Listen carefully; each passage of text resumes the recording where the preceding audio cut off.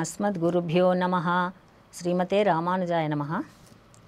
రామరాజ్యం TV ప్రేక్షకులకు స్వాగతం. శ్రీరామాయణం ఆది కావ్యం, వాల్మీకి మహర్షి ఆది కవి. మానవుల యొక్క గుణగణాలను ఎలా ఉండాలి, మానవులు ఎలా నడుచుకోవాలి, తల్లిదండ్రులతో రాముడు ఎలా నడిచి చూపిస్తున్నాడో మనం అలా నడుచుకోవాలటండి. అందుకని సాక్షాత్తు శ్రీమన్నారాయణుడే ఈ లోకంలోకి దిగి వచ్చాడు, రామునిగా వచ్చాడు. రామః అంటేనే రమయతీతి రామః అని, అంటే రాముడిని చూచిన వారందరికీ కూడా ఆనందం కలుగుతూ ఉంటుందటండి. అటువంటి ఆ రామచంద్రస్వామిని కైకేయి కోరినటువంటి 2 వరాల వల్ల అరణ్యానికి పంపించవలసి వచ్చింది. దశరథ మహారాజు మరణించాడు. ఆ తర్వాత వెంటనే భరతుడి దగ్గరికి దూతలను పంపించాడు వశిష్ఠ మహర్షి. దూతలు వెళ్ళారు, భరతుడిని నగరానికి తీసుకొని వస్తున్నారు. ఆ సమయంలో తండ్రి దగ్గరికి వెళ్తాడు భరతుడు. తండ్రి గారి భవనానికి వెళ్ళాడు. తండ్రి గారు కనిపించలేదు. తండ్రి గారు ఎక్కడికి వెళ్ళి ఉంటారు, నాన్నగారేరి? అప్పటి వరకు ఏం తెలియదండి. వచ్చే దారిలో కూడా అసలు ఎవరు ఏమీ చెప్పలేదు భరతుడికి. ఏం జరిగింది అంటూ రాగానే కనిపించాలి, నాన్నగారు కనిపించలేదని ఆదుర్దాతో తల్లి అయినటువంటి కైకేయి మందిరానికి వెళ్ళాడు. భరతుడిని చూడగానే కైకేయి రాజన్ వచ్చావా అని సంబోధించిందట. రాజన్ అనగానే కంపించిపోయాడు భరతుడు, కింద పడిపోయాడు. నన్ను అలా పిలుస్తావా, నేను రాజును కాదు అని. ఎవరు రాజు? నాన్నగారు రాజు, తర్వాత యువరాజు కావలసిన వాడు, నాకంటే పెద్దవాడు రామచంద్రుడున్నాడు అన్నయ్య, నన్ను రాజా అని పిలిచావెందుకు అని బాధపడ్డాడు. కాదు నాయన, తాను చేసినటువంటి నిర్వాకాన్ని చెప్పిందండి. నీకోసమే అంటే నన్ను ఎందుకు అలా పిలిచావు అని అడుగుతుంది. నాన్నగారు ఏది అసలు కనిపించడం లేదు అని అడిగాడు. నాన్నగారు ఎక్కడికి వెళ్ళారమ్మా నాన్నగారు అని అడిగాడు.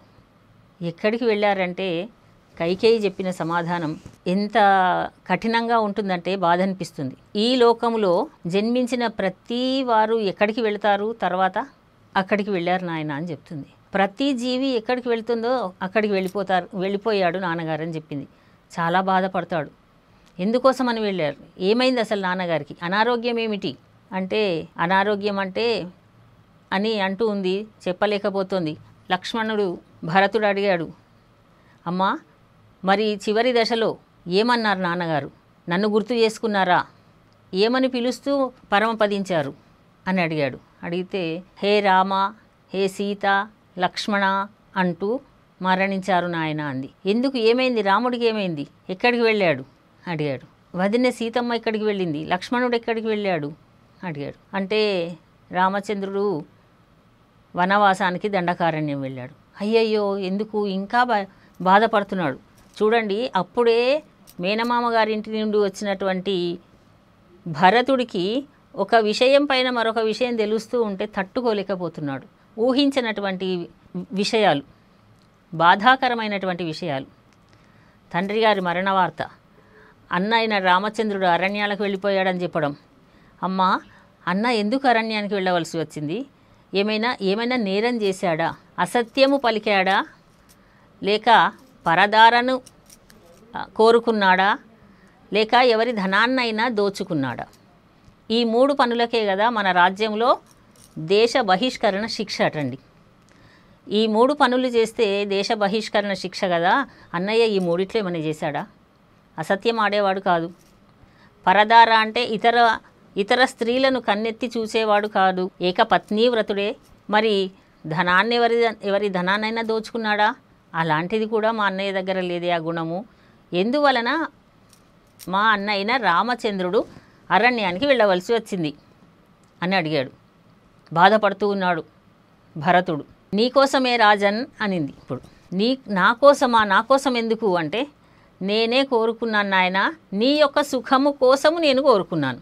ఏం కోరుకున్నావు అంటే, రాజుగారు యువరాజ పట్టాభిషేకం చేస్తా అన్నారు, ఆ సమయంలో నీకు పట్టాభిషేకం జరగాలని నేను ఎప్పుడో కోరినటువంటి వరాలని ఇప్పుడు కోరాను. చెవులతో వినలేకపోతున్నాడు భరతుడు, చాలా బాధపడుతున్నాడు. నేను అడిగానా, నేను రాజ్యం కావాలని అడిగానా అమ్మా? ఎప్పుడైనా అడిగానా? నేను యువరాజును కావాలన్నానా? నా రామచంద్రస్వామి యువరాజు ఎప్పుడవుతాడో నేను దర్శించాలన్నటువంటి తహతహతో ఉన్నవాడిని, ఛీ క్రూరురాలా, ఎంత పని చేశావు అన్నాడు. నీకు రాజ్య పట్టాభిషేకం నీకోసమే, నీ సుఖము కోసమే, నీ సౌభాగ్యానికే నేను చేశాను నాయన. నీవు యువరాజుగా సింహాసనం పైన కూర్చొని ఉంటే చూడాలని, రాజ్యమంతా నీ కైవసం చేస్తే నువ్వు కోప్పడుతున్నావు అంటుంది. ఇంకా వినలేకపోతున్నాడు భరతుడు. కత్తి దూశాడండి తల్లిపైకి. ఛీ, ఇంత పాపిష్టి దానివి నీవు, రామచంద్రుడిని అడవికి పంపించేటటువంటి దుష్టబుద్ధి నీకు ఎలా కలిగింది అని. కత్తి దూసిన వాడు కూడా, ఛీ, నేను కత్తితో నిన్ను ఖండిస్తే, నేను రేపు రామచంద్రుడి దగ్గరికి వెళితే అన్నయ్య నా ముఖం కూడా చూడడు, ఎందుకంటే తల్లిని ఇలా చేసినటువంటి వాడిని నేను మొహం చూడను అంటాడు. అందుకని నేను అన్న కోసమని నేనేమీ అనడం లేదు అని మళ్ళీ కత్తి దించుతాడు. శత్రుఘ్నుడు ఉన్నాడు, ఇవన్నీ వింటూ ఉన్నాడు, బాధపడుతూ ఉన్నాడు. అంతా నిర్మానుష్యంగా ఉంది, భయంకరమైన నిశ్శబ్దంగా ఉంది భవనమంతా. చాలా బాధపడుతున్నాడు భరతుడు. నేలపై పడిపోయాడు, స్పృహ తప్పిపోయాడు, కింద పడి ఏడుస్తూ ఉన్నాడు.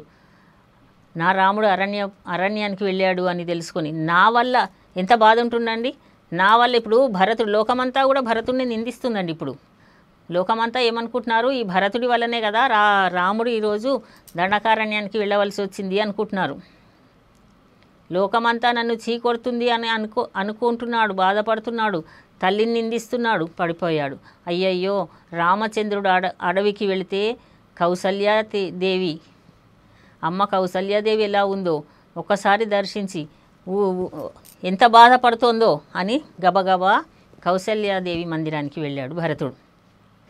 వెళ్ళగానే కౌసల్యాదేవి లోపల నుండి బయటకు వస్తూ కనిపించింది. ఇద్దరు తారసపడ్డారు. ఆహా, చూడగానే నమస్కరించబోతూ ఉంటే ఎదురుగా వస్తున్నవాడినే చూసి కౌసల్యాదేవి, ఆహా వచ్చావా నాయనా, నీ మూలంగానే కదా నా రాముడు అడవి పాలయ్యాడు, చాలా చక్కగా నువ్వు సింహాసనం పైన కూర్చొని హాయిగా ఈ రాజ్యాన్ని ఏలుకో, నీ కోరిక తీరింది కదా అంటుందండి. చాలా నొచ్చుకుంటాడు. అయ్యయ్యో, నాకు ఈ విషయమే తెలియదు కదా, భరతుడికి ఏమైనా తెలుసా? ఇప్పుడు వస్తేనే కదా ఇవన్నీ తెలిసింది. అమ్మ, నాకు నిజంగా ఈ విషయం అంతా ఏమీ తెలియదు అని ప్రతిజ్ఞలు చేస్తాడండి. ఎన్ని ఒట్లు పెట్టుకుంటాడో భరతుడు.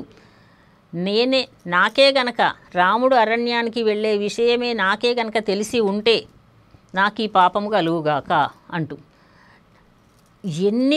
ఎంత బాధపడుతూ చెప్పాడు. నాకే గనక రామచంద్రుడు అరణ్యానికి వెళ్ళే విషయం నాకు ముందే తెలిసి ఉన్నట్లయితే పని వాళ్ళతో పని చేయించుకొని వాళ్ళకి జీతం ఇవ్వకుండా ఎగ్గొట్టిన వాళ్ళకటండి, వాళ్ళకు వచ్చేటటువంటి పాపం నాకు వచ్చుగాక. అంతేకాదు, ప్రాతకాలములో నిద్ర మేల్కొనకపోయిన వాడికి వచ్చే పాపం వచ్చుగాక. ప్రాతకాలం నిద్ర మేల్కొని సూర్యుడికి ఎదురుగా నిల్చొని దంతధావనము చేసేవాడికి ఏ పాపం కలుగుతుందో ఆ పాపం కలుగుగాక. అది కాదు, నిద్రిస్తున్నటువంటి గోవును కాలితో తన్నిన వాడికి ఏ పాపము సంభవిస్తుందో నాకు ఆ పాపం వచ్చుగాక.